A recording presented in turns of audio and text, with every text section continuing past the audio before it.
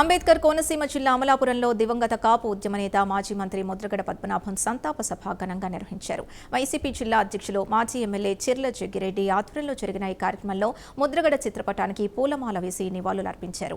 ప్రజల హక్కులు, సామాజిక న్యాయం కోసం ముద్రగడ పద్మనాభం జీవితాంతం పోరాడారని, ఆయన సేవలు చిరస్మరణీయమన్నారు చిర్ల జగ్గిరెడ్డి. అనంతరం పార్టీ నాయకులు, కార్యకర్తలు 2 నిమిషాల పాటు మౌనం పాటించి ముద్రగడ ఆత్మకు శాంతి చేకూరాలని ప్రార్థించారు. పోక తప్పదు.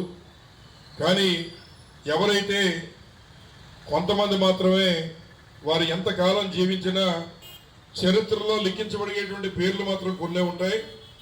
అటువంటి వారిలో అరుదైనటువంటి వ్యక్తి ముద్రగడ పద్మనాభం గారు అని చెప్పి సందర్భంగా మనం చేస్తున్నాను. అలాగే కేవలం ఆయన చేసిన పనులు బట్టి, ప్రజల్లో ఆయన చూరగొన్న అభిమానం బట్టి మరి ఈ మాట చెబుతున్నప్పటికీ రాజకీయ నాయకుల్లో కూడా విలువలతో కూడినటువంటి రాజకీయ నాయకులు అరుదైపోతున్నటువంటి ఈ రోజుల్లో మరి ముద్రగడ పద్మనాభం గారు ఒక ఆనిముత్యం లాంటి వ్యక్తి రాజకీయాలని కూడా ఈ సందర్భంగా మనవి చేస్తూ ఉన్నాం. ఇవాళ బాగా చులకన ఎవరంటే రాజకీయ నాయకుడే. కానీ రాజకీయ నాయకులకు విలువ పెంచినటువంటి నాయకుడు ముద్రగడ పద్మనాభం గారు. ముఖ్యంగా నా తండ్రి గారు వారు మరి సమకాలికులుగా ఒకేసారి శాసనసభ్యులుగా పనిచేసేటువంటి పరిస్థితులు మరి ఏదైతే ఆ రోజు కాపు పోరాట సమితిలో ఆయన కార్యక్రమాలు చేసినప్పుడు ఏదైతే కొన్నటువంటి జక్కమూడి రామ్మోహన్ రావు గారు, ఆమె రాజశేఖర్ గారి వర్గం, మా నాన్నగారు విజయభాస్కర్ గారి వర్గం, మరి వీళ్ళిరువురు కలిపి ఆ రోజు మరి విజయభాస్కర్ గారి దగ్గరికి వెళ్తే ఆయన కూడా ఇది సాధ్యం కాదు కదా, మరి ఎట్లా మీరు కన్విన్స్ చేసుకోవాలి అది ఇదని మాట్లాడిన సందర్భం. అక్కడ ఉన్నటువంటి కోట్ల విజయభాస్కర్ గారు కూడా ఎవరో చెప్తే వినేటువంటి వ్యక్తి కాదు.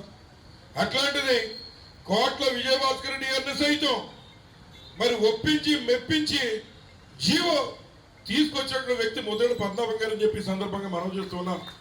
మరి వాస్తవంగా తర్వాత అనేక అనుభవాలు ముఖ్యంగా మా యొక్క ఇంట్లో మా పెద్దలు చెప్తూ ఉంటారు.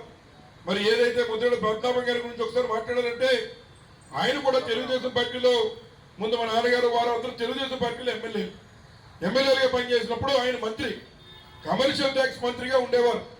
కమర్షియల్ ట్యాక్స్ మంత్రిగా ఉండేటప్పుడు ఆయన ఈ జిల్లాలో ఒక పెద్ద ఆయన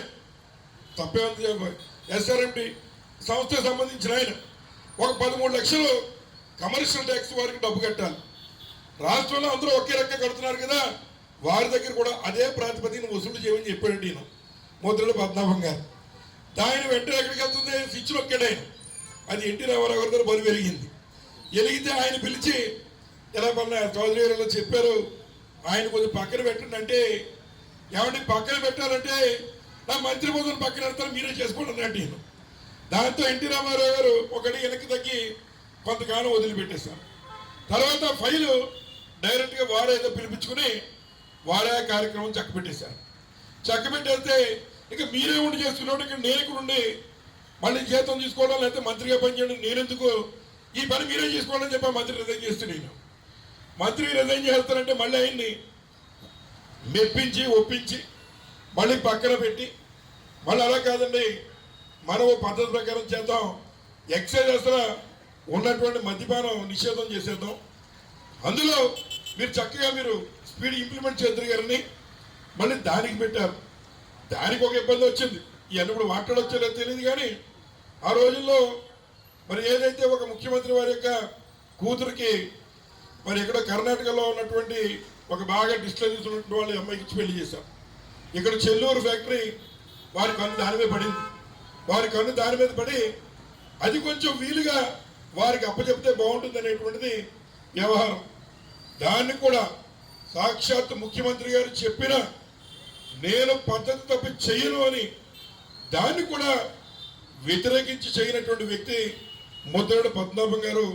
అట్లాంటి పెద్ద పెద్ద సమస్యలను సైతం ప్రజల కోసం, ప్రజలకి మంచి చేసేవాడి కోసం మనం పనులు చేయాలి, కానీ లేదా ప్రజలను మోసం చేసి మనం చేయడం కరెక్ట్ కాదనేటువంటిది తెగొట్టి చెప్పినటువంటి వ్యక్తి ముద్రగడ పద్మనాభం గారు.